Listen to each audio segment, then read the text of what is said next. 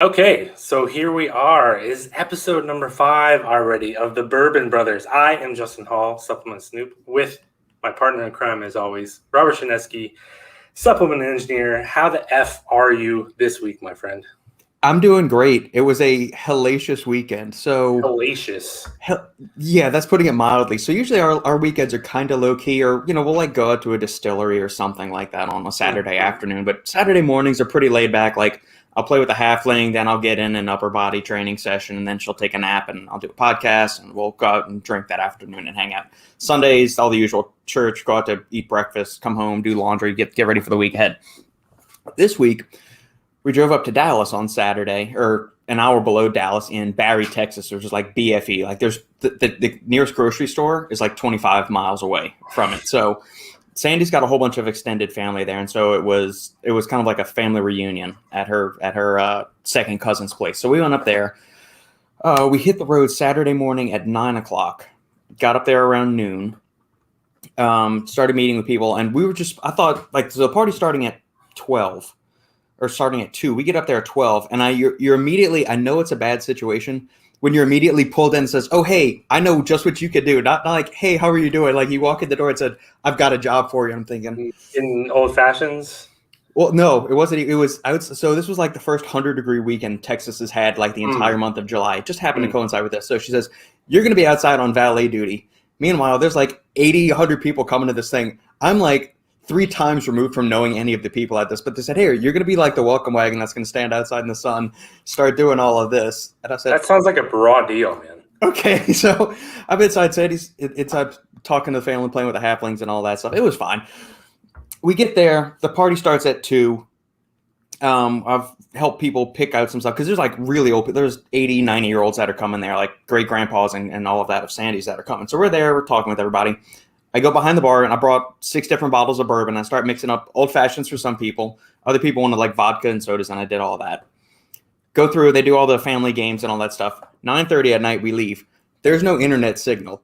There's no like satellite signal on my phone. I can't figure out how to get to the fucking hotel. And the hotel is like 30 miles away from where we stayed. Yeah. So we just pick a road and just start driving down it. Yeah. And eventually we get the satellite signal. It just happened to pick like the right direction that we were going. So we finally get to the hotel. Sandy, meanwhile, so she's been taking that class. She has a quiz that night that she's got to do before midnight. We get to the hotel at 10:30 at night. Oh, shit. She goes immediately to the business center, takes the quiz. Meanwhile, I go shower. We slam like a Subway sandwich down before she goes and does that because we hadn't really eaten anything since like 4 o'clock that day. And I didn't get too crazy on drink. I drank 2 old fashions, I think, the whole day because it was just so goddamn hot outside. So I'm chugging a bunch of water and all that stuff. So we had a good time overall there. Get to the hotel. 4:15 Sunday morning hits. I get up and throw up immediately. Oh, God. Come back to bed. Wake up at 5:15. I go and puke again. And you didn't even earn it, like not even because drinking. So it's like you got all the negatives from it without the positives. No. And so at this point, 6 o'clock, I can't fall asleep. Like my traps are bothering me. Everything is just like aching. I feel like shit. I've got this massive migraine going on. Damn. And at this point, like once you've cleared out all of your stomach from all the puke, you start to get like just like the dry heaves that are going on. So that between 6 and 7:45, I got up to go to the bathroom and did that 3 more times. Oh my God, that's horrible. Yeah, we hit the road at 8:30 to come back home because we had bumped the Final Scoop podcast from Saturday to Sunday. So I'm thinking 1 o'clock, fuck, we got to hit the road by 9 o'clock to make sure I get enough time. Maybe I can catch a nap or something like that. So 8:30, we hit the road. We stop off at Sonic because Sandy needs breakfast. So she wants an extra large chili cheese coney. So I'm smelling like hot dog, burger, fried mozzarella sticks this whole time while I feel like I'm on the verge of puking yet again. We're an hour into the drive. We're like opening the window every now and then just to kind of like get some air in and get like the fried food, like fast food smell out of the car. Oh my God, I'm gonna throw up. Yeah, 9:30. I start going while I'm driving. We've also gotten off like the state highway and we're on I-35 now. So we're merging, like I'm driving this and I'm starting to do like the. Oh my God. I told Sandy, I said, get the plastic bag. So while I'm turning, I start throwing up into the bag. Oh my God.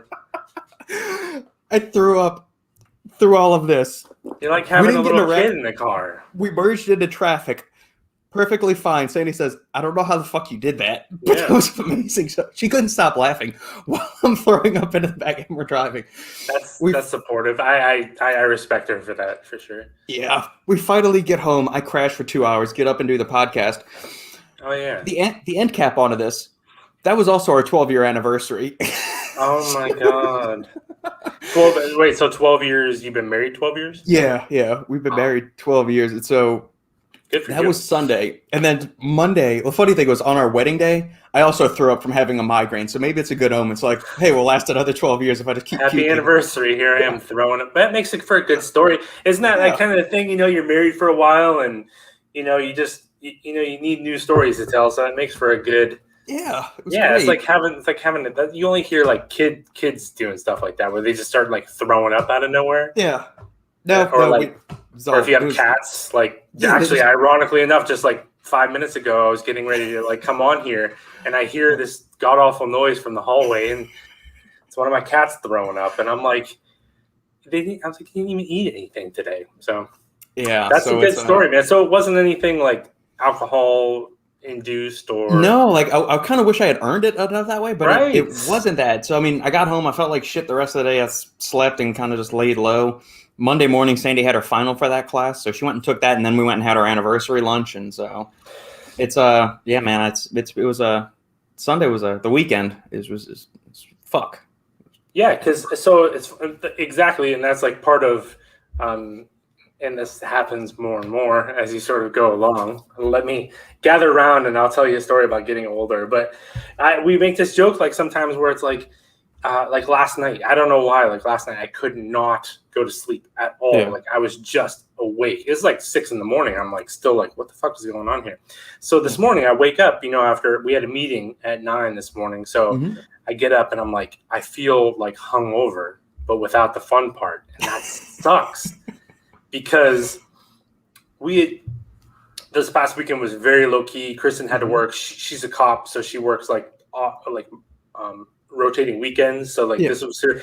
And then, we've been traveling a lot recently and doing a lot of just off the wall shit. So I was like, I'm just going to chill this weekend and take it easy. So then she was off Monday and Tuesday, and we ended up watching Good Will Hunting on Tuesday night, which is like, movie. Which is like one of my favorite all time movies. Yeah. And I don't know, like we just we poured some Blantons, and then next thing you know, like there was like all kinds of bourbon gone. And we were up until like 3:30 or like 4 o'clock in the morning, like just on some random like Tuesday. So it was on Monday. So I woke up that morning and I was like, okay, I feel like crap, but I earned it. Right. So then waking up this morning like this, I was like, damn, I didn't even get the fun part. So I know, man. And so I haven't had any bourbon since Saturday afternoon. I just haven't been in the mood for it. Usually I need something to kind of like get the gears going in the afternoon for work sometimes. No, I just haven't felt the inclination to have it. Plus I've been dabbling with a few just like bulk nootropics and stuff. I hadn't used phenylpiracetam in a very long time. I took 2 grams of Alcar with 150 milligrams of phenylpiracetam around 4 o'clock Monday afternoon. I was flying, man. Like there was no other caffeine in my system. I'd had just a little bit of pre-workout that morning, but that was at 10 o'clock in the morning. So it was pretty much out of my system by then, or at least the major stim kick was. But shit, man, I felt amazing. That whole afternoon. Phenylpiracetam is really good shit. Is that did you get it from Nootropics Depot? Yep. Yeah, it's a tiny little tub. It's like you pay $30 for whatever, but you get 5 or 10 grams of, and if you're only dosing out 150 milligrams at a time, that's gonna last you. It'll last you a good bit. Yeah, I haven't. I think the last time I tried that, it was in I think Morphogen's old product, but then he had to pull that out for his new one. But I haven't used it by itself, which is always the key. It's like sometimes you use some of this weird shit and it's within other formulas, and it's like, well, I don't know exactly like what's going on. And that's kind of like the vicious cycle of things is like when you do have a night, say you don't sleep or anything like that, and then you're taking like all these stims and then you overdo it and then you can't sleep again, and then it's like kind of like this. Then you're taking pre-workout, and then next thing you know, getting worse. You're just like, and that's kind of I've been walking a very fine line. Yesterday was pretty intense because when I told you the other night, like we stayed up and like I just felt like shit. So I like kind of overdid it to get myself going. And then we went to the gym last night. I used Unbound, the pre-workout, and just had this absurd workout. And so when it was time to go to bed, my body's like, I took Tranquility from Glaxon. That's a good one. Did absolutely nothing. I mean, like, if anything, it made me feel the opposite as I should have. So, that's just the way it goes. Like, even us guys, we sometimes you just don't know. No, I mean, I know exactly what you're talking about. Because sometimes, like, if I'll wake up in the middle of the night, I'll take some like KSM 66 and some theanine, thinking that, hey, maybe that'll get me, kind of reset me, get me a little tired. Because sometimes I'll wake up and I'm wired. Mm-hmm. And after taking that, I will still feel like even more wired or like cognitively alert. And it's weird how that works sometimes. So it's Yep. Back to the phenylpiracetam thing. It was in Morphogens. It was also in Innova Farms Limitless pre-workout. Oh yeah. And the first time I ever tried it was actually the initial version that Prady had of Azoth, which was that was a good one because that had phenylpiracetam, that had hordenine. What else did it? Did it have Nupep too? No, it had DMHA. Didn't it have octadrine in it? Yeah, it had all kinds of good shit, man. I remember trying that stuff, but I mean that was when like the bottle. I think he was only sending out like 15 serving bottles at the time. It was like $70, or I don't want to misquote the price, but it was expensive for only 15 servings. But god damn, that worked. That stuff was because that was what he's gone through that change with his brand. Yeah, where he just got tired of trying to stay ahead of the FDA. Yeah, you know what I mean. Like he'd constantly have to reformulate, and as his business was growing. You're ordering big quantities, and then all of a sudden, he wanted to be more of an Amazon brand, and then all of a sudden Amazon is like shutting you down, and he's like, so that's why he went to what he does now is basically just like 2 or 3 ingredients, compliant, GRAS status. Yeah. That's so like when I tell people, people like ask about Brady, like I don't do anything with his brand, like we don't ever talk about as it, but I just know him and like his style, and people ask me about the formulas, and I'm like, I was like, that's not how it started. And I was like, because I remember seeing you guys' video, you and CJ, or did you and Mike? I think maybe you and Mike did a video about it. I think it was me and CJ.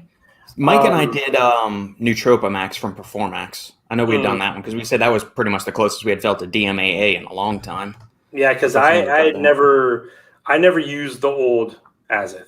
I never got a chance to use it. By the time I used it, it was like the version with like hordenine, like some other things. It was still very potent, but it wasn't like the OG. Because like he basically made it when he was in law school. Yeah. And dude doesn't sleep, so he's like he needed some things. So it's just interesting because I think a lot of we see that progression sometimes of companies in the space, like. Or even somewhere like Redcon or like Cellucor, like when Joey worked for Cellucor, Joey that's at Glaxon now, I mean, C4 had DMAA in it. Yeah, buddy.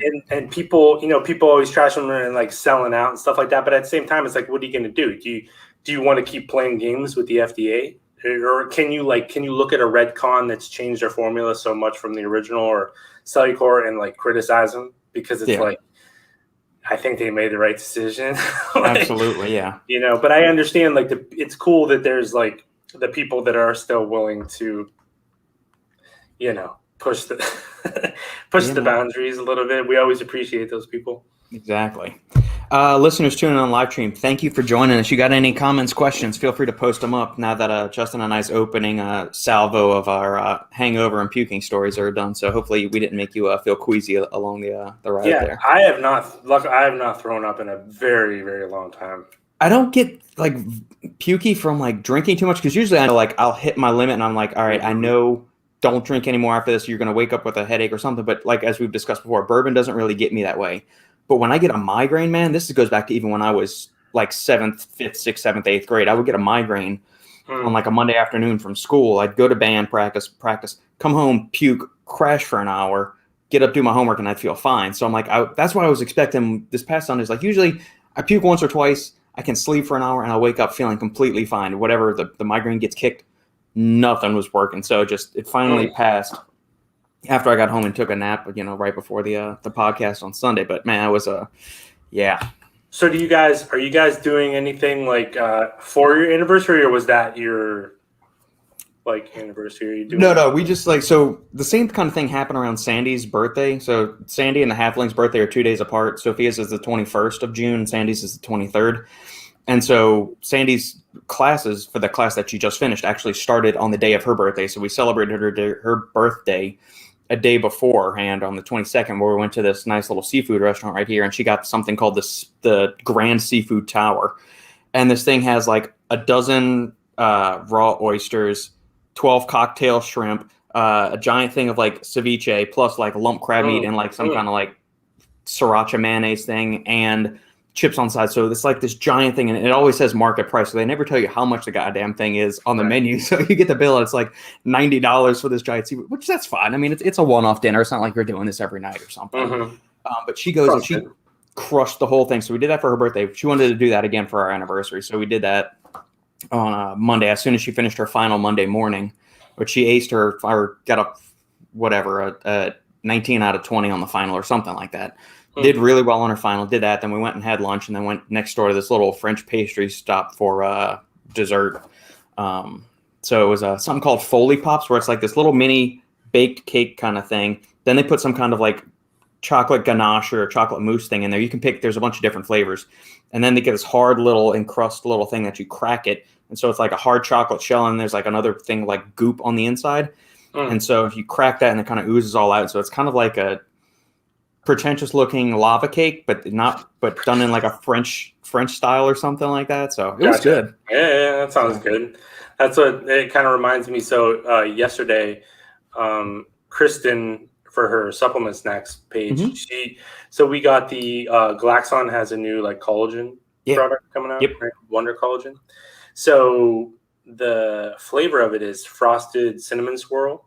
Ooh. And she made like, it's almost like a little mug cake kind of treat, but oh man, good stuff. The collagen itself is like kind of like light tasting. It's not like overly like strong, so it actually like worked really well. Like in this little, you'll see pictures of it. She'll be posting that pretty soon. It's sweet.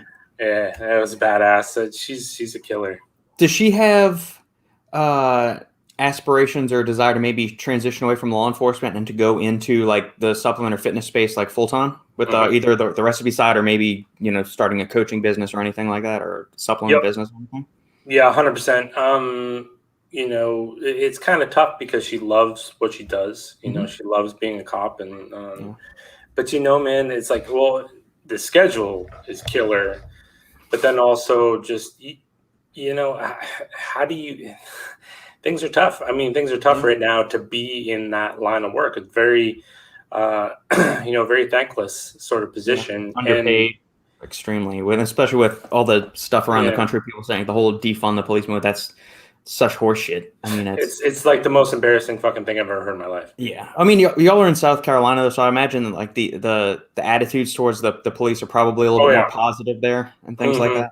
Well, and also that's the thing too, is the sheriff here. He's very, like, you can see him like on YouTube and stuff like that. You would like him. Cool. He doesn't give a fuck. Like he has their back like big time, and he kind of goes out there. But there's a lot of these, even the police departments play politics. You know what I mean? Where they're like, trying to jockey for positions, and they're basically selling out their own people. And you wonder why, like, in getting into this whole like conversation, but you wonder why there's so many problems, like, because now you're seeing people that they wouldn't normally take to do this job, but they kind of like have to, because they're literally everywhere is understaffed. Yeah. And it's like the problems are only getting worse, but the people that are like, why would you like take her for example? This is like her, like, she's super smart. She was going to go to med school and the whole 9 yards, and she ended up doing like a ride along, and like just totally fell in love with it, and like this is what she wanted to do. So but even now, I mean, someone like her, she's questioning. She's like, why? I can go like cook for a living, and come up with all this creative stuff, which is her passion, which she does on her free time, and make more money, or even if you just made around the same money, why would you do this? Why would you do that job unless you just really just love it like that much? So it's kind of a tough thing, because that's one thing, in the supplement space. There's a lot of people throw around a lot of money for advertisements and stuff like that. It's why platforms exist, to get paid to do things, and that's all fine and well. So she's like, well, so why am I going to do this? Like, where, and I told her, I was like, well, selfishly, I'm like, I really would like to know every day that you're going to like come home alive. Like, yeah, exactly. I mean, like, I'm not going to like make you feel bad about it, but at the same time, it's better for everyone. Plus, like, her schedule is just murder, sometimes too. Yeah. So yeah, man, it's kind of one of those things. It's a different world we're living in, where like the traditional jobs are just going away. And then as like young people get into it more and more, they're realizing that they could do pretty much anything and make a decent, living, where why go work for, $7, $8, $9, $10 an hour, or even $15 an hour, when you can, do something on the internet and make a lot more money and spend a lot less time working. Yeah, absolutely. It's very interesting. We're living in an interesting time. I mean, I guess every generation can say that to a certain extent. Just, the opportunities and the ways to make money seem virtually infinite at this point. Like, you could start a YouTube video doing cooking videos. You could, they've got like 16-year-olds that just play video games for a living, or people that just do like advertisements. They're influencers. I still don't understand how this actually generates sales, but you have like teenage influencers that live in a house and they just drink Bang energy drinks and do stupid dances, and they get paid. I know, right? I don't understand. I do not have a TikTok account, but I will watch videos of James Linker over at Shredded Sports Science, and he kind of deconstructs all the bullshit that people like, all the bullshit fitness fads or whatever that are going out there. Yeah. And he was talking about something. There's some kind of like fitness influencer house that it's these TikTokers. I don't know how his brain, like, this is a sharp motherfucker. Got numerous exercise science theories. I don't know how he can put his brain through watching that useless drivel, and just I don't know. But yeah, they're called like TikTok houses. Yeah, that's exactly what it was. Yeah. Yeah, so because that's the thing too, is like Instagram, essentially there's no like organic reach with Instagram anymore. Like, you basically are only going to get seen by a certain very small percentage of people that follow you, and then you sort of rely on word of mouth in order to grow your account. It's just got to get shared around or something. Yeah, because it's kind of like Facebook, right? Facebook owns them. Facebook, there's no like organic reach or anything. They want you to pay. They want you to spend money, right? It's the whole point of it. So that's why everybody's gravitating towards TikTok, is because TikTok, the reach is insane. Like, so it's good for businesses to sort of like get out there and try. So I have a TikTok page. I don't do a whole lot with it, but you at least want to be present. Yeah. And dude, it was amazing, because one of the first videos I did was about creatine. The fucking comments in there are so, like, I get kind of spoiled at this point, because the following that I have is mostly, like I said, it grows and there's new people that kind of come in, but it's all very controlled. And I forget what it's really like out there sometimes. And the comments that were coming in about this creatine video I did, because I was basically like, I was debunking all the myths about it. And then, like, I just remember this one guy, he's like, unless you're on, he said something about it being useless. And I was like, okay, can you explain? And I was like, that's not really like much of an argument. He's like, unless you're on TRT, he's like, then creatine gives you a limp dick. And I was like, what? And he's like, does he subscribe to ergogenic health with all the lion's mane giving you a limp dick too? Bullshit. Oh boy. Shots fired. I think so. Right, man. That was my thing. Maybe I should ask him if he takes a lot of lion's mane. But he's like, no, because creatine shuts you down. He's like, you have to take tests in order to. I'm like, what the fuck are you talking about? I was like, that's like the most asinine thing I've ever heard in my entire life. So he was like, well, he's like, I've done my research. And I was like, you mean you've read other people's research? I was like, God, I hate when people say it, like, oh, I've researched it. It's like, you can't research shit. Like, you read somebody else's research.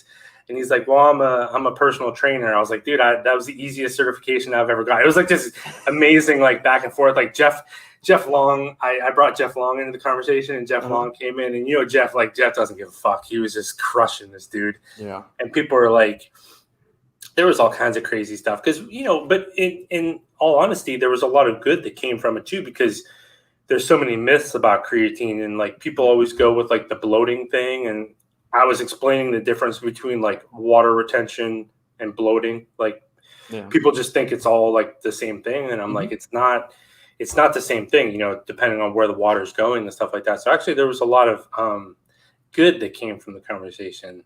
And there was I did an ashwagandha one as well because if you look at TikTok, ashwagandha is essentially steroids, and tyrosine, literally people say tyrosine is like the legal Adderall. Literally, that's what people say. I'm so glad I'm not on that platform. I think it would give me an aneurysm or a heart attack or something, a stroke. I don't know. Fuck. So yeah, I know all these people that like work in GNCs and stuff like that, and they say everyone's coming in to buy tyrosine now because on TikTok they say it's Adderall, and I'm like, that's what's going on. So I've gone back. I've sort of gravitated back towards the oh my god, we're all fucked kind of thing. Yeah. But so I'm like, it's okay. Like we'll just stick to the plan. Like don't look. That's why I don't venture out there. Right? Yeah. I just stay here and I'll just talk. Yeah. It's wild out there, brother. Grief. Creamy. Chris, when you said boom, for some reason I envisioned Brad Castleberry. The only thing I know about Brad Castleberry is that he was accused or was convicted or found guilty of using fake weights. That's about the only thing I know about him. I've never seen any of his content.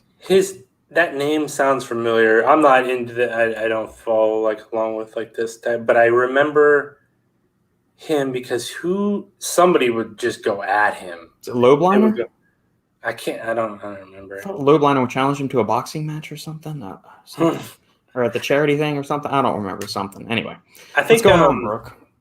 I think the Robbie said he was going to challenge Lobliner to a boxing match. That could happen. Well, I mean, Mark's done some charity boxing stuff or some amateur matches. So let's get Robbie and Lobliner in the ring. I'd be up with that. Good. Yeah, we're doing that. I get double duty today. I get Robert in the morning. I get Jacob tonight. We'll do the 4-minute podcast. We had Chris Waldrum on last week and got all caught up with him. And is it Wednesdays y'all do it? I thought it was Thursdays that y'all did the. We've been bouncing around. Okay. Last week I think we did it on Monday. I said some things. Uh-oh. Yeah, I said some things. Ruffled some feathers. Yeah. So. That's good. But oh well, what are you gonna do? Hey, where'd you go? All right, it's just gonna be me here for a little while, I guess. Robert left me. But anyway, thank you for that. I appreciate that. We got to get you in the group. I have no idea what happened. It just kicked me out of the chat for some reason. You remember the movie Wayne's World? I mean, you know about Wayne's World. That was me. You remember when Wayne leaves the show in the middle, and then Garth just sits there and he's like, I'm having a good time. That was me just a second ago. I was just falling apart, man. Just gonna leave you all. See, that's the weird thing about StreamYard. So the person that sets up the meeting, like Justin, you can see the comments that are coming in through on the side. You can't see it, like. Oh wait, yes I can. Can you? Okay, you can see that, but you can't actually click on them, like or at the bottom. I guess you could click to leave studio and share your screen, but you can't like add me to the feed or anything like that. So if something like my internet freezes, you'd just be fucked with the screen stuck as it like it is, unless you just wanted to end the broadcast or quit it or something. So I think that's a glitch that needs to be fixed. Like anybody that's part of it can run it, I guess, or you can set properties like, hey, I can share ownership or moderation duties of the thing with it. So yeah, I agree about this other comment about having brutal workouts late, and that was so yesterday when I when I did my workout, we worked out the same time as normal, and what I did was I've been experimenting with taking that Natural Science Creation, that Unwind, that magnesium supplement. I've been experimenting with taking that post workout, and normally works pretty well. And actually, I felt good like post workout, but just for some reason, it was like another. This Unwind. I actually did a post about Unwind yesterday. It's like it's marketed as a stress relief, kind of anxiety product. Yeah, I'm going to pull it up right here for the listeners can see everything and we can kind of walk them through it. Yeah, there's some interesting little tweaks in there too, because I was talking about, I'll show you when you bring up the formula.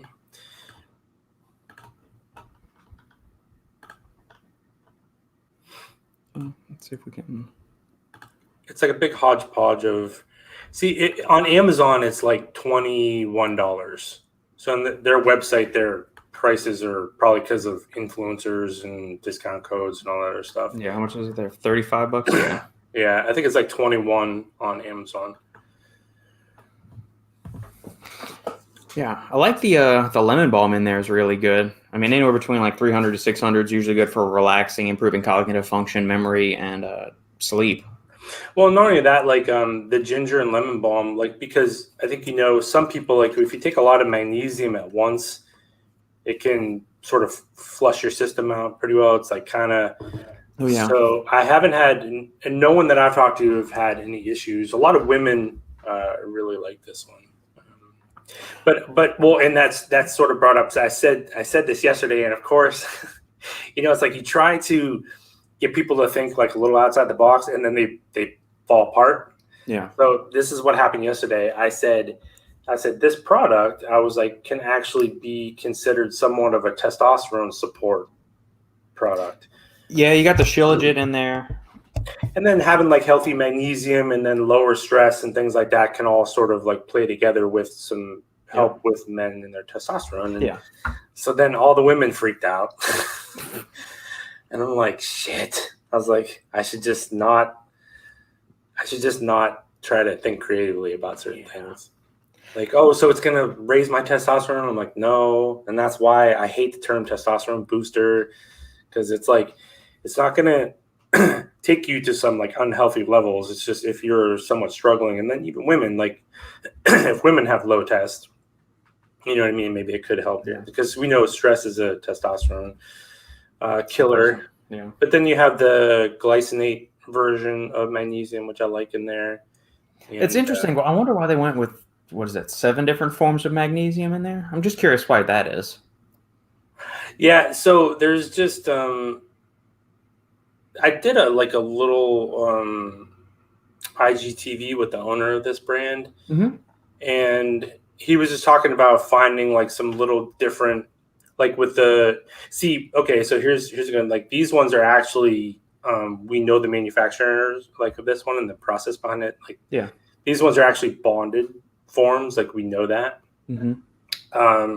So when you get these bonded forms of magnesium, it can unlock these tiny little like extra benefits, like the 3-in-8. There's some cognitive sort of the mag 3-in-8. Yep. Yeah, but I don't know that 25 milligrams. I don't know, like, is it enough to like kind of do things? But he's got some pretty interesting formulas. He comes up with some pretty cool stuff. So it was just one of those products that I thought, I was like, you take this normal concept, and I said, but I think there's maybe a little bit more to it we can talk about rather than just a relaxing supplement, because I think that's kind of the thing is like anytime you talk about like relaxing, if you can lower stress, you can have this sort of like, domino effect of benefits sort of within the body. Yeah. Camphor, quercetin, Korean mistletoe extract. I've seen that in a few muscle builders. That's like kind of a muscle wasting ingredient, right? Like, I'm pretty sure that I think like a lot of the data I remember about Korean mistletoe was like more like an elderly people, but it was did show some. Yeah, right there. There you go. Interesting. Yeah. Huh. So what that means for a normal healthy adult, I don't know. They have a really big like female following. This brand.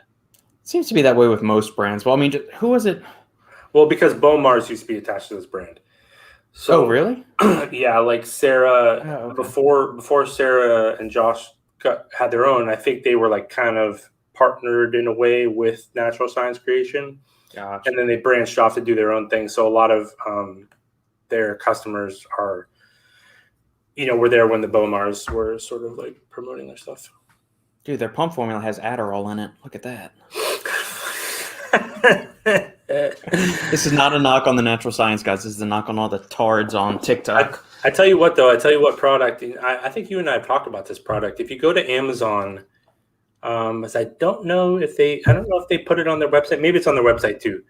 It's called Brain Awake. It's called Supermom Brain Awake. Supermom Brain Awake.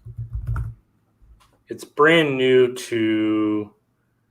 You'll see it. It's like a pink. That's it right there. So this is the one. Remember I was telling you about we were tinkering around with a new ginseng sort of extract? Yeah. If you go down that nGIN. Yeah, 80% ginsenosides? Yep. Huh. Oh, they got the rodeo prime from NNB in there as well. Yeah, so it was kind of interesting because when they were doing this product, I thought that they were just going to release it with the nGIN because quite a few of us, and you can look, like if you look at this formula, you can tell who's involved with the whole process. Yeah. And when we were all testing it, we were all like, what the fuck? This is legit. And then he went, and instead of just giving that ingredient, he added the CDP choline, which is, I know we're both big fans of that one. Yep. The Rodeo Prime is a great one. And then it has the lipidox in there, the absorption sort of matrix there too. Yeah, it gives you a good source of fatty, like little fatty acids, or in sunflower lesson that might help with the uptake of some of the fun little bioactives in these. Do not underestimate this product. I'll just say that. Interesting. There's no Adderall in it, but I mean, man, anytime CDP choline is in something, usually I like 250 as a bare dose. But when you got some other stuff in there, like we said before, there's other things where there's less choline than we would like on its own. But when it's complex with certain things, I mean, you get a pretty good. I mean, there's a time and place for the max dose nootropic, but I've gotten other things where you get a half dose of something, and if it's around some other good supporting agents, 100%. You get a pretty good effect with it. That's kind of the fun thing about nootropics.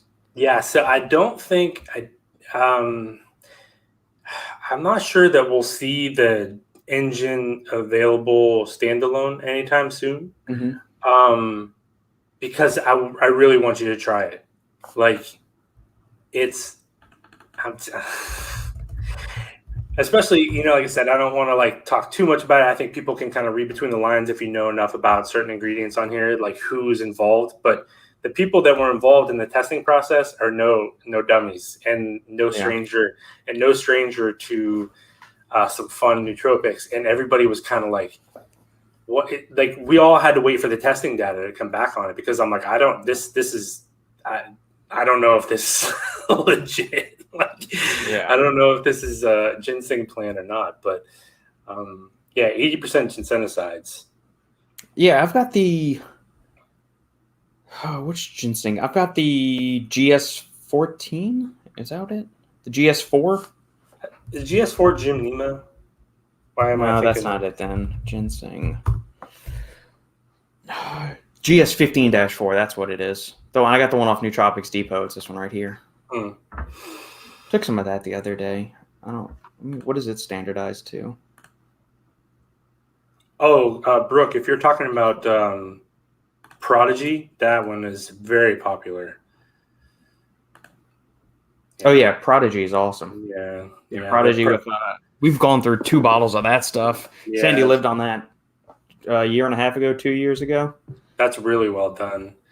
Yeah, the private Facebook group, that one's very popular. Yeah. Mark's good people with up at Iron Brothers. Well, so that's the thing. That's the thing about this Brain Awake one that's so interesting is there's no stims. There's no caffeine. There's no nothing, but you wouldn't know it. It's that perfect afternoon. Like those kind of formulas are what I love for like an afternoon nootropic. Like I've taken my pre-workout. I've had some coffee in the morning, and it's getting on 3:30, 4 o'clock, 5 o'clock. I want to have like 2 or 3 hours of solid work, but I don't necessarily want or need to have caffeine. I just need something to kind of get the things rolling. That's where stuff like Neurofactor or, these ginseng, rhodiola, any of these kind of phenylpiracetam was great, although maybe it kept me a little bit too awake. But then you just, take some Phenibut and you just cancel it out or drink half a bottle of bourbon and it'll knock you out one way or the other. Yeah, Devin. So Devin commented about who we're going to trigger. Devin, I still haven't heard back about my tickets, so I don't know, man. Uh-oh. So every year Mm-hmm. you have to enter a lottery to win tickets to the Masters, or Yeah. to win an opportunity to buy A ticket tickets to the for the Masters. Masters. And everybody that I know, there's like a group of us that all do it every year. They've all been denied over the last couple weeks. I haven't heard back yet, though. So you're holding out hope. You might get it. I tell you what, literally like this last year, man, everything cool happens to me. Like I'm just like, so I wouldn't be surprised. Like everything. We need to take you to Vegas, man. You could be crushing on the craps tables or something. I'm telling you, I'm wasting it for sure. Yeah. Okay, so while we're on the subject, or we're on the sports thing, did you see the news about conference realignments coming out soon again? Yeah, with Texas and Oklahoma. Yeah, I just don't see it, man. Like I understand exactly. Well, Oklahoma and UT hate each other.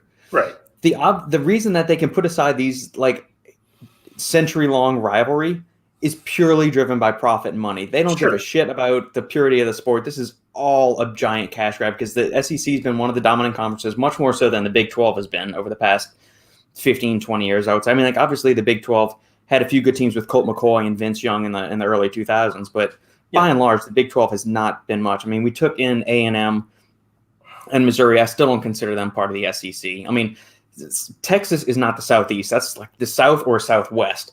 Yeah. Missouri's not the Southeast. I don't even know if I consider it's not good. I don't like it. I don't like it the either. Whole thing. And A&M's getting their panties in a twist because they said, well, we have a gentleman's agreement that we want to be the only Texas school in the SEC. But you're not a founding member of the conference. You don't get to pull. You're not even like the elite team in the conference. Maybe if you had won 8 championships in a row since you joined us, you could have that kind of pull. But I don't give a shit about what you won or not. I mean, I don't want Texas in here just because I like the SEC as the way it was as a 12-team conference. I don't want Missouri and A&M in here. I don't want UT and Oklahoma in here. Go do your own thing. Yeah, well, and the Big 12 will basically be non-existent. So when that conference leaves, then you're going to have to split up everybody else, and then you'll have the ACC. And what the ACC will do is the ACC will pull from other conferences. They'll try to get Notre Dame involved, of course. They'll try to get like some people probably from the Big Ten or whatever. And people are talking all kinds of stupid. So then you're going to have this really like, I think this is just there's a bad domino effect that'll happen after this. Yep. That's why I especially don't like it. And the other thing is too, it was like, as a college football fan, part of a fan of a team not in the SEC, and I would think that SEC people probably feel the same way. Like, isn't the SEC schedule like sort of tough enough? Like, why bring in 2 others? Sort of. Granted, they both, especially Texas, has been down for a while, but they have unlimited sort of research. They can get back within 2 or 3 years if everything kind of clicks right. Yeah, but it just puts this odd balance of power too much in one direction, and then so you're gonna see whoever's left do what they can, and then essentially we're gonna go down that whole super conference. There's going to be this huge group and then eventually you're going to have, I don't know, maybe 4 conferences, perhaps 2 at some point. It's like, well, where does it end, kind of thing. I just don't like. I don't like the way college football is going. To be honest. No, I don't. And then eventually they're going to keep expanding the playoff, so it's going to end up going to 8 or 16 teams. I know they keep having whisperings about it every season, but I liked the old bowl model. The BCS was fine, but I mean, I still like having all the bowl games because now, in my opinion, the bowl games are meaningless. And maybe if you're a small school that's never been to a bowl game, like you still have something to play for. But if I'm at a power conference and you get selected to like the Magnolia Bowl, who gives a shit? I mean, it's a nice little end cap to your season, but it's a consolation prize that doesn't really, I don't know. Well, what do you think? So they want to expand the playoffs too, right? Yeah. I don't know what you think about that. It seems like it devalues the conference championships. Like, why are we having the conference championships anymore? If we're gonna, even the season itself, almost, right? Yeah, I don't like it. And here's another thing too: is a person, right? Miami's struggled for a while, and So you have basically 4 teams that are clearly like above everyone else every single year. Now, granted, yes, every once in a while there's like another team, or you get this talk of these teams that steamroll these like, obscure conferences and stuff like that. And it's like there is some validity to that, but there's really never any more like this. There's never, like they're talking about 12 teams. There is no way in hell. Like I haven't seen a college football season probably ever that there was 12 teams that were worthy. Once you get outside that first tier every single season, it's basically like 1 through 4 or like 1 through 6 are here. And then 6 through 100 and whatever can basically all beat each other on any given day. Basically, it's all like everybody like in one big bag. I don't like that, because then exactly like what you said, it takes away from the conference championships. It takes away from those final weeks of the season that are always so exciting, where one loss basically throws everything out of whack. And there's not 12 teams. I saw somebody saying 12 teams the other day. Or even Mike Leach, that crazy bastard, was like, I love him. He's awesome. Yeah, he was like, let's do 64 teams. And I'm like, we're turning this into March Madness, and yeah, I just don't see it. I don't like it. I don't like what's going on with college football, that's for sure. It's my favorite sport, but I don't like what's going on. Yeah. Well, I mean, we've slowly seen that the bigger it's gotten, the more lucrative it's gotten. You start to see more like they don't do home and homes anymore for the big matchups. It's now we all have these neutral site games, which I think is a disservice to the fans at those home stadiums that help build college football into what it is, to where these season ticket holders now get screwed out of a home game or something like that, and you get replaced with some little sister of the poor that they got to play in lieu of that or something. So it's just, I like, I'm the crotchety old man again screaming from my porch. Bring it back to the way it used to be. Well, and I think the whole like the playoff thing, I think even people that were against it, I think it's played out pretty good. Like it's been exciting and things like that, but at some point, just stop messing with it. Yeah, it is possible to over optimize something. Yep, that's true. Every business kind of goes through it, and they're going to do the same thing. Yeah. Brooke, hearing Snoop talk about the shenanigans pulled by supplement companies was so eye-opening. Sending underpowered or overpowered formulas to people, just rude. Can you elaborate a little bit on this for the people that may not have seen what Brooke's talking about? So part of it is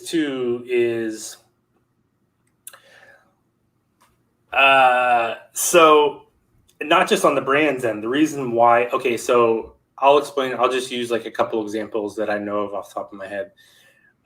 Brands will send me stuff. They'll send Robert stuff. They'll send other people products, and they're not asking. Some brands just want you to talk about their stuff, and they want to use you as an advertisement platform.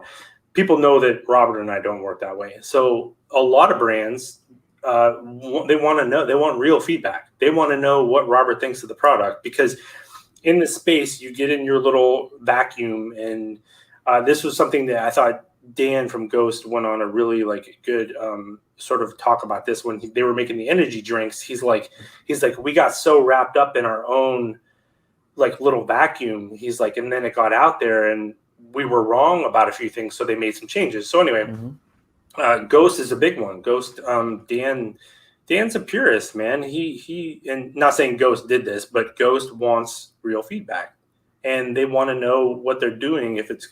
So that's why a lot of people send me a lot of stuff. That's why people send Robert stuff, because they know that we'll tell them. And there was some companies that were like, we don't think we're getting honest feedback from certain people, so they may or may not have kind of done some things to test to see if they were getting, and turns out that they were being BS'd. So now it's like as a brand, if you're investing money into certain people to give you feedback and you're realizing that they're not doing you're basically third party testing your feedback system. So I just know of a few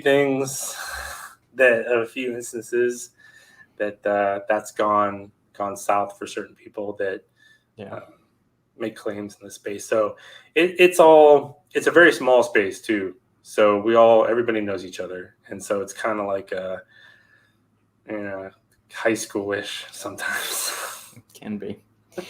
Do you think a company, and I don't know of any of this happening firsthand. Like I don't know any companies that have willingly done this, But I'm curious to see, like, all right, so you got brand XYZ that is coming out with some pre-workout, some nootropic, something. They want to start generating hype for it. And so we all know that they come up with a formula, they send it to the contract manufacturer. The manufacturer says it's going to cost X amount of dollars. But before they run it, they'll say, hey, send me some samples.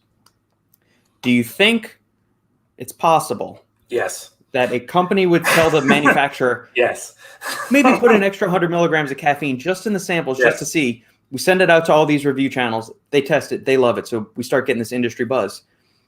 Then the product actually gets released.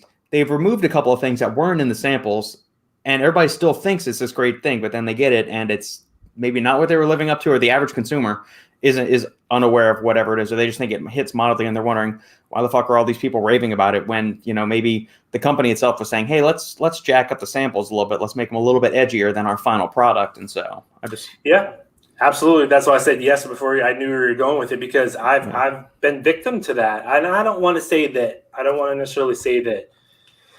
We just know that the sampling process is very controlled, right? It could be a little different than, there is some variance sometimes, like, it doesn't mean there's something wrong with the QC department at a brand or whatever. Yeah. And sometimes you get final product that's better than the samples too. It does work both ways. I don't know if a company's ever done that to me where they spike something. I'm not sure, but I do know that there's been lots of times where I try samples, and sometimes better and sometimes worse. The final product is different. So I do always qualify, or I try to always qualify now, okay, this is just the samples. I don't know if the final product will sort of, that's why I'm just kind of careful too, what products I talk about. I've been doing a little bit more lately talking about actual supplements, but still there's just so much, man. There's so much where it can just blow up in your face. Yep. And I know that people wouldn't hold that against me, but I just don't like that. So it's I don't know, man. It's weird. It's weird. Hey, 100%, you're right though. There's no doubt about it. That happens. Yeah, I've had a feeling. I don't know if I can imagine that of somebody trying to drum up hype for a product. Mm-hmm. At least it's never. Anytime I think I have had samples and I really like something, and maybe they've changed it on the back end, the brand owner will come on and say, hey, through our beta testing group, we thought this was a little intense. So your final product is going to be a little bit different than the samples, and they'll let you know. I'm just, on the front end of stuff. On the other end, it's got to have happened at least, a handful of times over the years. Yeah. The supplement industry is just too. I've heard some stories. Loose. We'll put it in a. I remember there was it you that I was talking to about this, about the whole, somebody was saying how, I think it was Muscle Milk or whatever, when they had a booth and they were giving out samples of Muscle Milk or whatever, and they were putting heavy cream in it before they gave it to people. No way. Yeah. That's fucking awesome. I'm just saying, it's really smart. That's what I heard. Right. It's genius. Yeah. I was like, oh my God, this stuff tastes amazing. But that's a type of thing that is kind of odd, because that it'll eventually, especially these days with the way social media and communication kind of goes about, is it'll come out eventually, but usually they can kind of sweep it under the rug. So, but yeah, that stuff happens. It's just kind of tough, to fully know. Which reminds me, so did we talk about Ninja already? Ninja's been kind of I've got some of their stuff. Have you gotten a chance to try any of it yet? So I talked to the owner for the first time just 2 days ago. Sweet. And he sent me out some stuff. Protein, pre-workout, nootropic, sleep aid, aminos. Yeah. Looking forward to it. They have some cool. He uses some fun stuff that I appreciate. Yeah, when you get to try the pre-workout, you're going to be sweating your ass off for 3 hours after the workout. I mean, that is one of the longest lasting thermogenic pre-workout kind of components I've had. And I've tried other pre-workouts that have alpha yohimbine in it and stuff like that. Oh yeah. You are legitimately still sweating your ass off. I can't remember another product. Now, granted, I don't take thermo fat burners like the capsules, like something Chaos or something like that from Apollon or Morphogen or anything like that. I don't take those all that often just because I'm usually not in a fat loss phase and I don't like the thermo component. Same here. But fuck, man, the Ninja pre-workout, you are sweating your ass off. Yeah, the Lycopro Burn Away. Yeah. This is the most ridiculous sweating, drooling product that I've ever tried. Yeah, it's just be ready. I mean, the energy, focus, performance on it's great. The thermo, if that lasted like 2 hours less, I would be, but some people really like that sensation. Yeah, So. I don't. And it's also like here in South Carolina, same as like Texas, man, it's hot anyway. Like Yeah. we have kind of a hardcore-ish gym that we go to. And like yesterday I took Unbound. I am in love with Unbound's pre-workout. Yeah. I love that thing. And man, I was soaked yesterday. And there is the yo-yo blend in Unbound, but it doesn't really like do that to me, normally. Like I don't feel, I think it's a good balance of those ingredients. Because sometimes, like you said, sometimes you just feel it harder in some products than other ones, and depending on like what else is in there. But like the Unbound, I told Mark this, I was talking to Mark for a long time and he was asking me how I like the line. I love the Unlock formula, the fat burner, but I can't use it. Yeah. I just don't, it doesn't feel good for me. I used it once and I kind of knew just by looking at it, I'm like, this is going to make me feel not. So it kind of goes back to that whole, like, the best pre-workout kind of conversation. It's like on paper, that thing is absolutely amazing. And there's some people that will use it and it'll be their favorite product of all time. And me, I'm just like, I can't, like, that's not conducive for me in a good workout. So yeah, I agree. It's got its place and it's got its core constituency for the consumers. It's just, you got to figure out what goes with what, or what, how are you feeling on a certain day? There's certain days I don't want 400 milligrams in a pre-workout, and I just need like a cup of coffee, and I'll take a stem-free pre-workout or just a cup of coffee, and I'm good. It really all depends, and that's always one thing. So at the party this past weekend, when you get this question, it's like, well, what supplement brands do you recommend, or what's your favorite supplement brand? I'm thinking, you can't really say that. I mean, like I could list like 10 companies whose stuff I like. Although with every company, I was going to say I might not pick this product from their lineup because I like something else more, but that doesn't mean it's not good for you. You can't really always have those nuanced conversations, especially if it's just that first time you're meeting somebody. Because you'll just blow their minds. Yeah, so it's kind of like, they said, well, who do you work with, or what have you done there, and what ingredients? And so this guy was trying to just go through some nootropic stuff because he said, oh yeah, when I was in college, I had some modafinil. I really like that. Do you know where can I find that now? I'm thinking, yeah. No, it doesn't. He said my roommates were selling Adderall and Ritalin to me and all this other stuff. I thought, oh my goodness. Oh yeah, get some tyrosine. No, I think it's the same thing. No, you're right. Oh, which reminds me. So, side note. So if you do come down, what's up, Heather? If you do come down for the Christmas party, it's Jacob and I will be we'll have the bourbon available. That's the plan. There we go. Oh wait, the barbell bourbon. Is that what you're talking about? Sweet. Okay. And that's the plan anyway. That is, we're gonna make it happen come hell or high water. So, do y'all know the proof on it yet, or is that still on there? Okay. No. But it's that's kind of the thing. Like where we're at here, we should be able to turn it around pretty quickly because, like, exactly what we were talking about last time. They've done the work. Now we'll just buy into that process and sort of put our own twist on it. But cool. Yeah. Heather, we just did. Did you see the Access Led video about the your mom's sweet peach and the new flavors of their? No, I have not. I have not seen that. You have to watch. Seth doing something funny in the kitchen again, like with the homemade bars. It's okay. So for me personally, it's just like a tick under that. That video is like one of my favorite videos of all time. Hysterical. I love that video. But this one. Yeah, I won't spoil it for you. Just make sure you watch it. So they have new flavors of the grind and ignition switch. Heather can back me up there. We're doing a giveaway on the private Facebook group today for it, but it's like your mom's sweet peach flavor. So in order, like if you go on the private Facebook group, it's the best your mom joke is the one that's going to win. So okay. Unbound is also on my hit list. Yeah. Give it a go if you can find it in a retailer.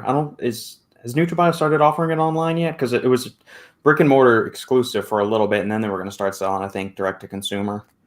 I need to Yeah, go see. probably like another month. I do see some people listing it online though. It's kind of weird. Unbound supplements. Let me see. Can you buy it yet? Like, so if you go to, I'll give you an example, NutriFit, Sean that owns Yeah. NutriFit. If you go, it's listed on his website, but you have to text him the order. Okay. Yeah, there's a couple places in Florida, Brooke, that are selling it. I'm not sure which area of Florida you're in, but if you go to the unboundsupplements.com website and you type in, it says look for a source store near you, they're going to be, you can check out some of the retailers there if they're, I'm not sure which area in. Yep. And then, like I said, the retailers will usually work with you and just, you can't buy it directly. You just have to message them and say you want it. Okay. I've got homework after the episode. I need to go see the video. Yeah, this is a good question.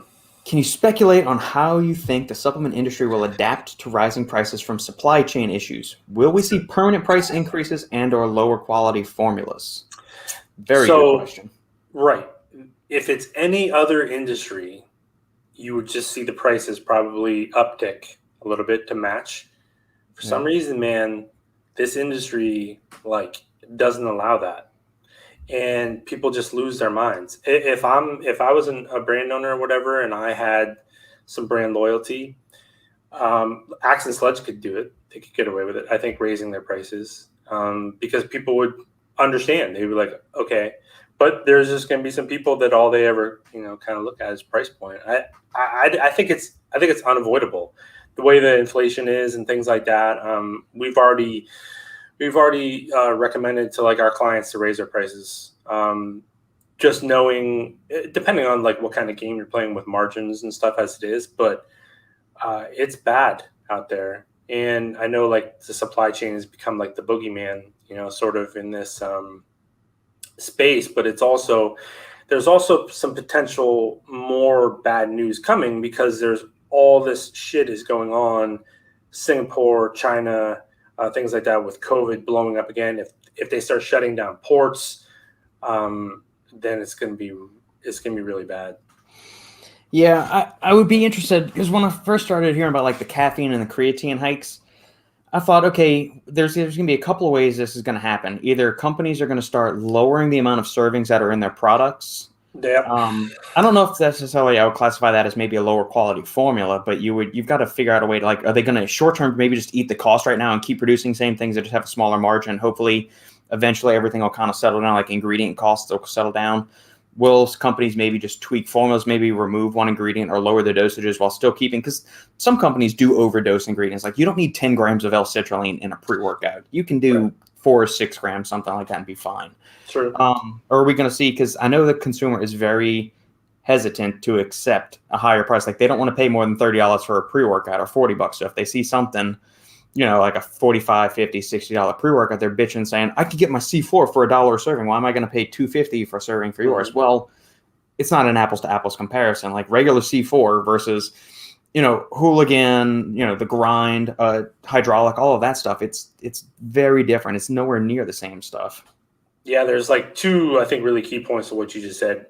Companies can't play both games. To try, you have to go with a plan that makes the most sense for you financially and stick to it. You can't try to compete with Cellucor and basically that whole half in, half out. If you decide to raise prices, then you have to raise prices and you have to communicate to your customers why you're raising the prices.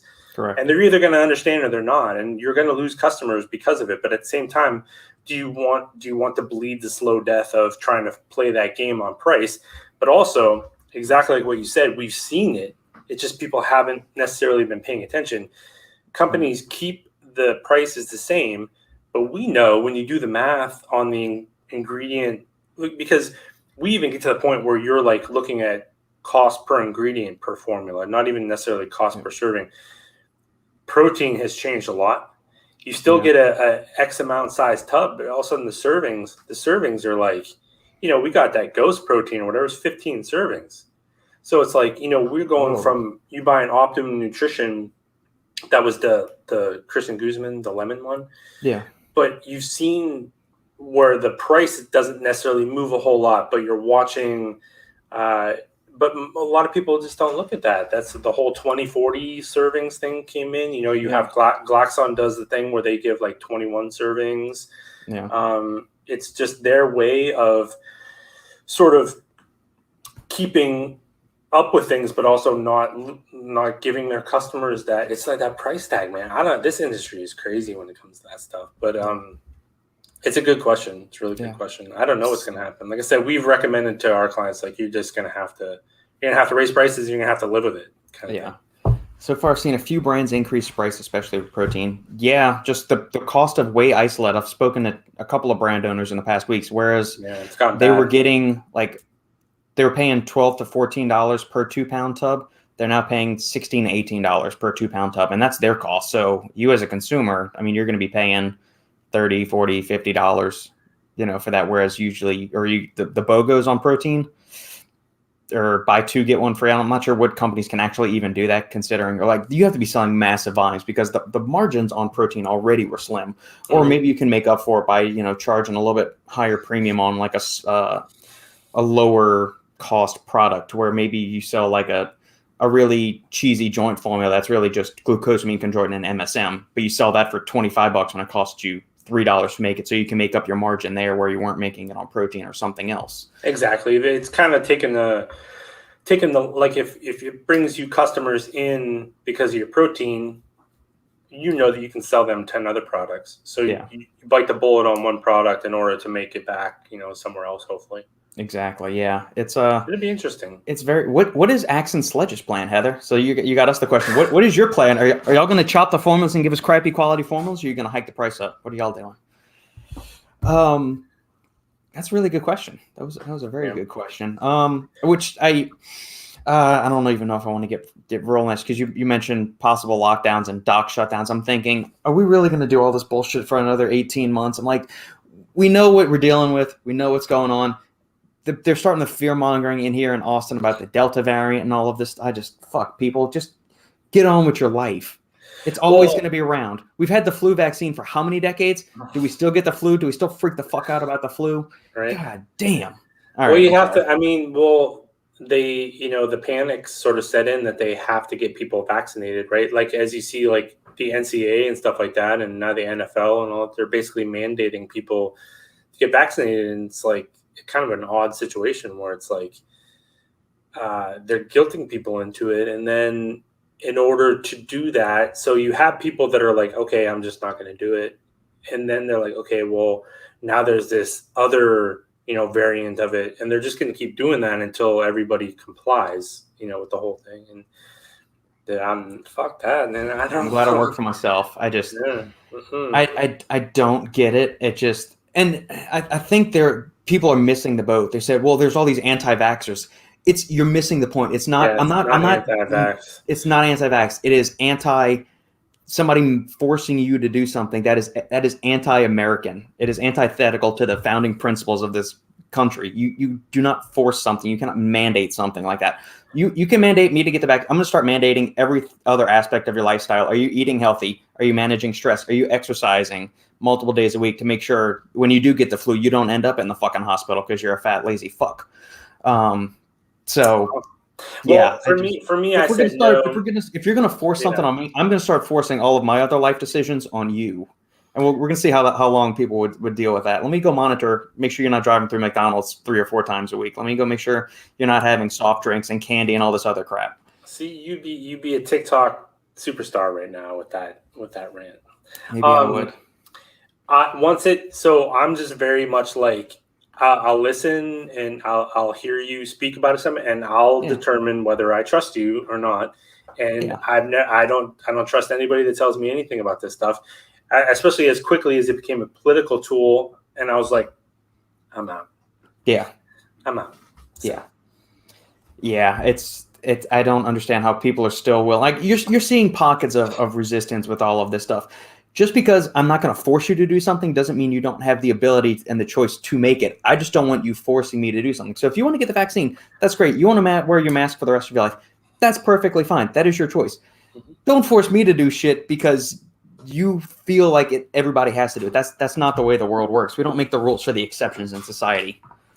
Yeah, and it's like I said, it's the whole maybe the vaccine is the key to everything, right? Maybe it is but I don't trust what I'm being told right now, so I shouldn't have to. And it's not me being stubborn and like I don't know, calling people sheep or anything like that because they're doing. That's not how I feel at Yeah. all. It's No. just the way it's been presented to us makes me very uncomfortable, and so I'm not going to do it. So try and make me do it. Yeah. Heather, if your goal is to cycle off caffeine, just don't. I've never cycled off caffeine. So people ask me this question like all the time. I'm like, I don't know. How would you go about doing it? Are there any other subs you would recommend to replace the caffeine, especially in a pre-workout setting? I will Your goal is to say, cycle. How big is your caffeine intake now to where you feel like you might need to cycle off of it? Would be my initial question, I think. I will say that that second part or the last part is actually the fun thing about sort of what's going on now is there's a lot of Heather. I don't know if you heard us. We were talking about that Supermom Brain Awake that Natural Science Creation came out with, and we got to test it's called nGIN. nGIN. It's a ginseng. It's a new ginseng extract. I'm telling you, it's strong, and it's non-stim. So it's like you're starting to see as this, I think, category becomes like more and more popular. You have things like, I think for some people, rhodiola feels kind of energizing, probably more so than like ashwagandha. It seems to be like the anecdotal sort of evidence, but CDP choline for me is very like Very energizing. Core uses pregnenolone. Pregnenolone is another one that has kind of a stimulatory feel. So that's kind of where I'm at. Is I try to just like back down. I don't think I've taken like a week off caffeine in maybe ever. I don't know. Like since I discovered coffee, I don't think I've taken a week off. But I just know if I keep it around a certain level, then I'm okay. Yeah, I've done. I don't know. We've talked about this before in the past.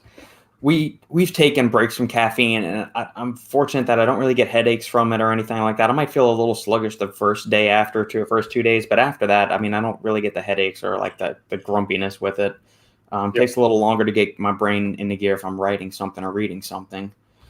But it really kind of depends on how you are as an individual. Like, do you somebody that really needs caffeine? Like the first thing in the morning, you're slamming the coffee because you can't function without that in your system. It might be time to take a stim break at that point. Or if you need to constantly, like, you're drinking an energy drink every hour and a half or 2 hours on the hour kind of thing. At that point, you might need to. But if you're modulating your caffeine intake based on, your sleep intake, what training sessions you have going on and all that stuff. So where like one day of the week you're taking 150 milligrams, another day you're just drinking a bang, or some other day you're just having 1 cup of coffee. I don't think there's really any need to cycle off. There's epidemiological studies on long-term caffeine intake, which is usually through the consumption of black tea or coffee. There's no adverse effects on that. If anything, it's got health promoting properties and increased longevity, better brain function through the years, and all of that stuff. I'm trying to think. There's I remember when I was doing like an app breakdown of Jeff Long's Complete Health product. Mm-hmm. There was an ingredient in there. I don't know if it's Arjuna. Might be Arjuna. One of those. There was some good data about how it helps with caffeine metabolism, things like that. Mm-hmm. We know like healthy liver function sort of helps with that too. So maybe it's kind of like a liver sort of thing too. But there was an ingredient in there. I want to say it was Arjuna, but I might be wrong there. One of those ingredients in that product, because I was like, oh, that makes me feel better because I take that every day and it helps. Because I kind of wondered, like, sometimes, because I always monitor, am I able to get the same effects from the same amount of caffeine sort of every day? And then when I realize I have to push the threshold is when I stop and reevaluate things and sort of cut back a little bit. Yeah. Because, you go down that road pretty quickly where you're just beating a dead horse. Your CNS is just like, please, for the love of God, stop doing what you're doing. Yeah. I can't remember. There was some stuff in there, though. I remember we made that connection with it helping with say if you like high stim pre-workouts and stuff like that, it might help get you in order for the next day. Yeah.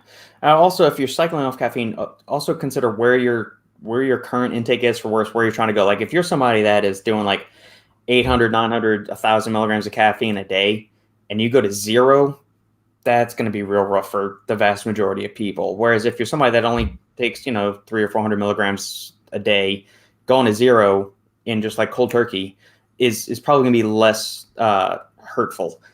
Even still, like if you've got a high intake and you're going down to 0, take a week or two to kind of like gradually lower the stim intake. So instead of having 3 bangs in a day or 3 energy drinks, drop it down to maybe 2, and then just have a cup of coffee, and then eventually cycle off of it. Don't go cold turkey unless you're a sadistic son of a bitch and you really like to go that way.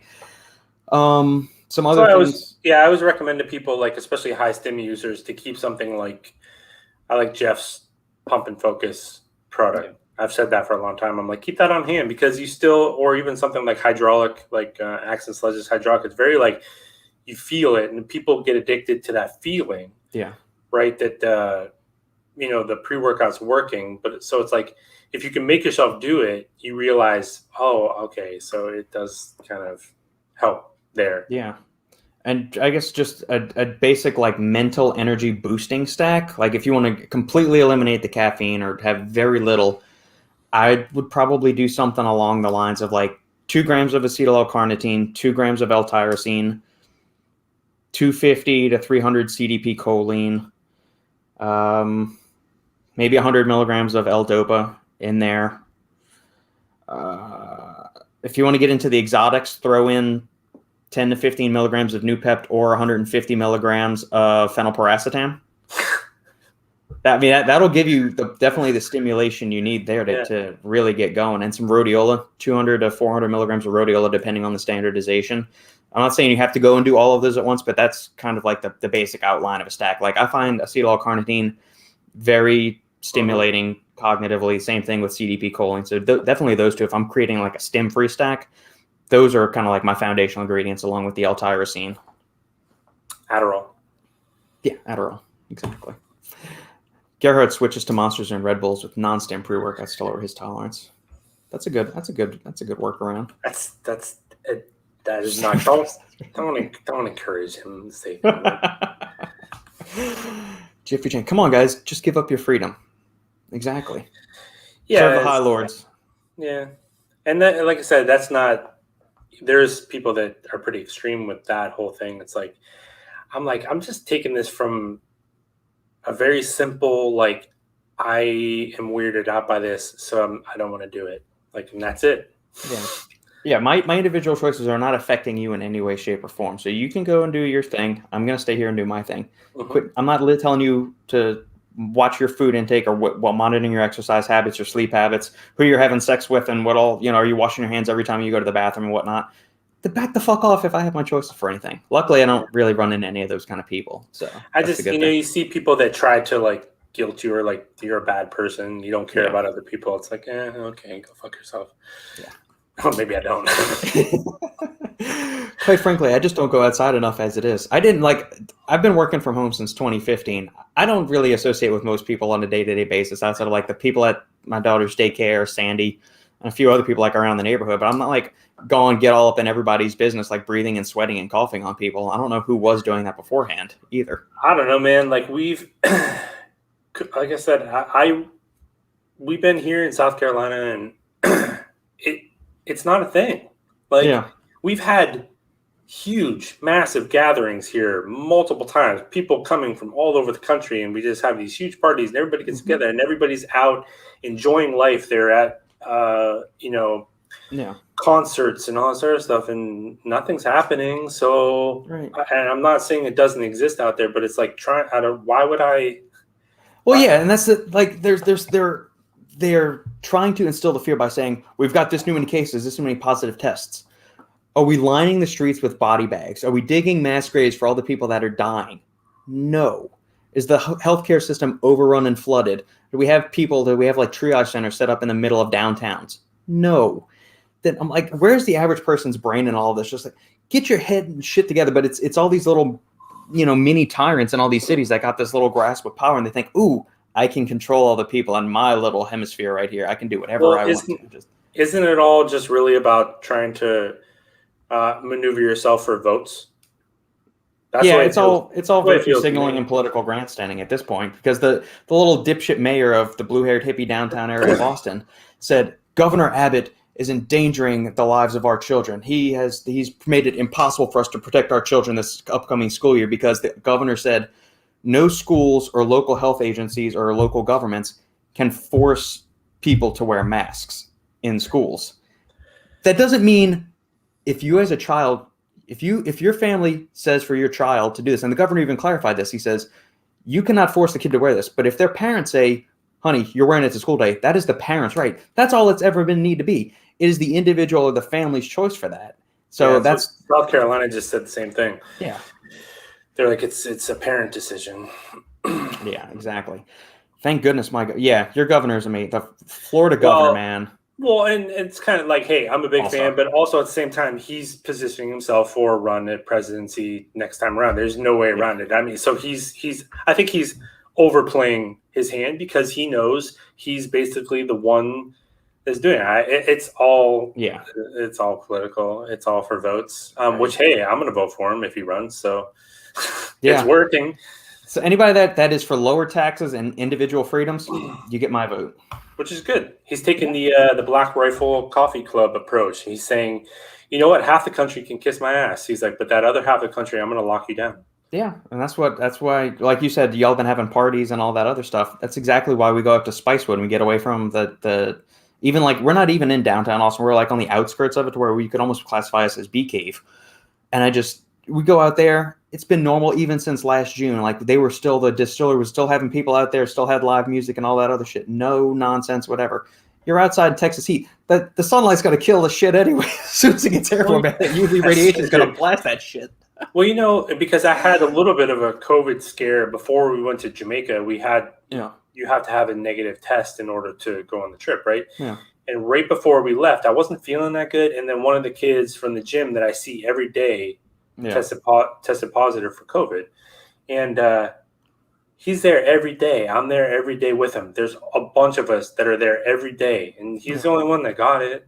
You know what I mean? Like it wasn't this like massive outbreak where every single person that came in contact with him or came near him came down with it. So it's like when you see stuff like that, it's like I'm not saying that it's all like complete lies and propaganda from the side, but it's also at the same time it's like, wait a minute, I've seen that things are not the way you're trying to present them to me. So I'm not going to just go. Okay. And notice nobody ever got the flu last year either. 2020 was the first year and nobody ever got the flu. Not one person.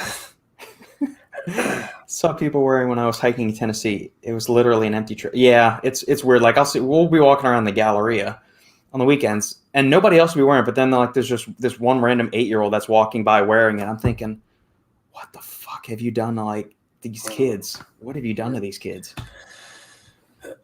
Jiffy Jank.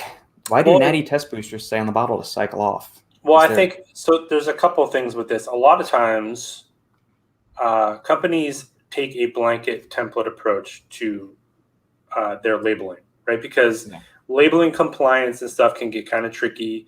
So a lot of times it's just they'll template here and there. And basically any supplement is going to tell you at some point to cycle off of it. It doesn't mean like it's dangerous or anything like that. But sometimes you just need to give your receptors a break. It'll stop being as effective. But then on the flip side of this, you have like Glaxon Alpha 365.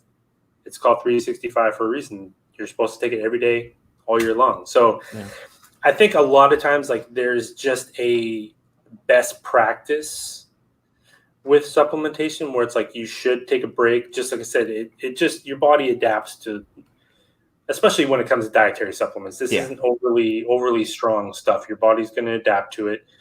So you're kind of like saving yourself money, basically you're giving yourself a little and then take it back in. It's just like cycling off of like stimulants and things like that. So, but there are some companies that are like, no, and go figure Glaxon, they're like, no, don't do that. Just take it every day kind of thing because we don't believe it. So, yeah. And one other thing is that some companies don't probably know what the fuck the ingredients are doing. They're getting the formula or input from their contract manufacturer and they're just stealing like the dosing guidelines from another company that's selling a similar product. Like, well, they say put that on there and cycle after 8 weeks. So, And one other thing with the Natty Test Boosters, sometimes these products have aromatase in them, which is a pharmaceutical grade, aromatase inhibitor. So in that instance, you absolutely do want to cycle that. That's not something you want to be taking. Or, 365. I had a conversation with a brand owner. I won't name drop them or call them out on this, but it was like a smaller brand, and they said, "Hey, do you want to try our test booster?" And I said, "It's got pro hormones," and then I said, I don't want that."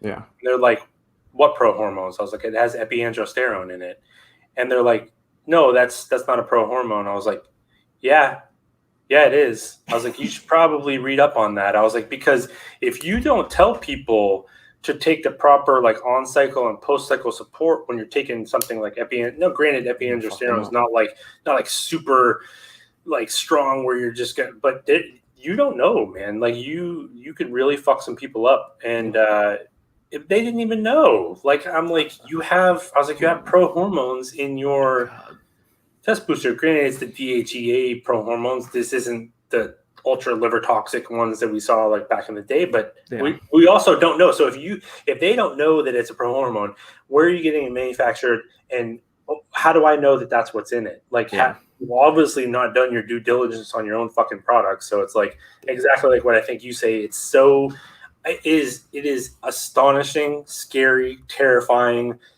insane, sickening, the whole 9 yards. How many brands come out with stuff and they don't know a fucking thing about ingredients? Yeah, it's TikTok right there. That was a TikTok. Boom. We should have just captioned that and then just uploaded it. We should get a house. We should get a TikTok house. Yeah, you, me, Kristen, Sandy will just do it. Before us, we get Jacob. If Jacob married or dating anybody, we'll get him and her in there too and everything. No, he needs to just be single. Oh, okay. Well, then he'll just bring in a new girl every week or every other week or something like that. We can swing that way. We'll have the Barbell Bourbon sponsored TikTok house. Perfect. We'll get a giant banner over the entryway and everything. I'm sure land's got to be pretty affordable in South Carolina. It's skyrocketing, but but it's because it's like crazy affordable. It's amazing. Good stuff, man. Last call for any questions, comments, smart-ass remarks from the listeners tuning in. If not, Justin and I will be bidding you all adieu, and we will catch you next week on another fantastic episode of the Bourbon Brothers. While I give them a few seconds to get any questions in, I'll do the usual spiel. If you like what we're doing here, make sure to like, comment, subscribe, give us a 5-star review on iTunes, Spotify, Stitcher, any other podcast perusing platform of your choice. Questions for future episodes for either Justin or myself, post them in the comments below. Shoot me an email to supplementengineer@gmail.com or hit up Supplement Snoop on Instagram. Slide up all in his DMs with any kind of lucid pictures or lurid pictures as well. Yeah, that happens. Jiffy Jank, navigating information in the supplement industry is quite troublesome. Too much false information. That's why we are here, my friend. That's exactly why we are here. I will say this: stop consuming so much information, because and this is like I'll just kind of go on a little tangent about that. When it comes to health and supplements and fitness and stuff, there's a lot of ways to get to where you want to go, right? Absolutely. And that's why you see so much difference of opinion, even from experts and things like that, because so much of it is so subjective. There is the science aspect of it, but so much of it comes down to how does that fit into your life. So it really is, as much as this sort of like screws myself, you don't want to rely on people to tell you the answers to these things. You have to at some point. It's why we created the app. I want people to not need me. I want people to not need us. Yeah. You have to go find the information. You have to really dig in. It's not easy, but it's way more difficult to try to rely on going to other people constantly, because I'm going to tell you things from my perspective, and that might not be what you need. And then Robert, you have your own experiences and other people.